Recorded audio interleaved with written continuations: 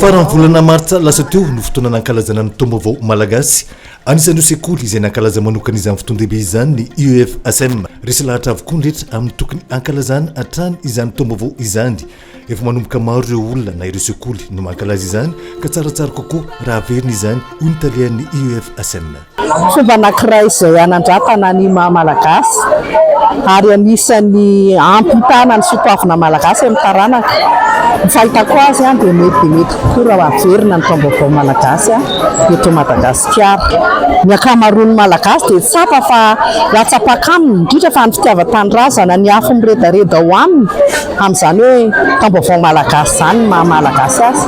Hita izany satria efa maro ny sekoly mankalaza azy, maro ihany koa ny Malagasy efa manomboka tonga amin'ireny manerana ny Madagasikara. Ny fankalazana teto amin'ny IEF moa izany dia naseho tamin'ny ara-kulturaly tao anatin'izany ny fanehoana hoe izao ny rakizy ny tena hoe Malagasy, na ny fitafy na ny Dihy atao na ny sakafo niarahan'inana izany dia natao hoe tena Malagasy tokoa ny natao sy naseho androany.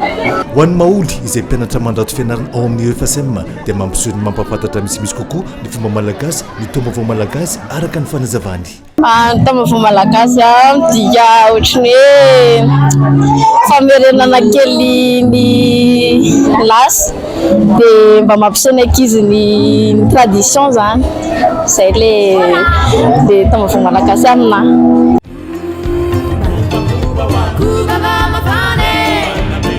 Naritra izany Taom-baovao Malagasy izany dia anisin'ny fiarahana ninana koba sy ronono velona ary tantely ho fanamariana izany izay fomba amam-panao mampiavaka ny Malagasy. Fa teo koa ny dihy samihafa izay nataon'ireo ankizy ho solotena amin'ny faritra enina.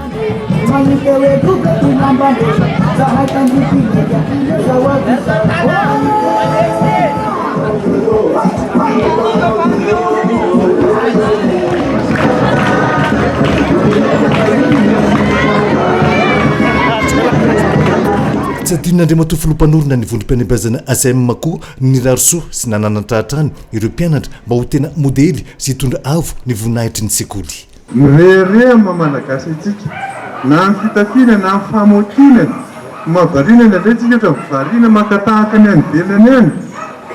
Marina fa misokatra misy le hoe fankoloana fa tokony sary-piaro foana Malagasy itsika. Aty am-pianarana koa tsika mifanaja. Rehefa mifanaja tsika dia mifankaty. Mbola tsy mifanaja velo afaka hifankaty sa tsy afaka? Tsy afaka. Ny mpampianatra jaina fa ianareo samy tanora koa mifanaja. Voalaza fa ny fitojoana ho avy izao dia isin'ny fankalazana lehibe izay ataon'ny sekoly eny ampita-tafika eny izay anamariana ny fahatelopolo taonan'ny sekoly. Tatry asaramanitra daholo, tatry manaranaraka amin'ny tsigerigerina, iona somatsara eto amin'ity efa sain'ny fisika rehetra.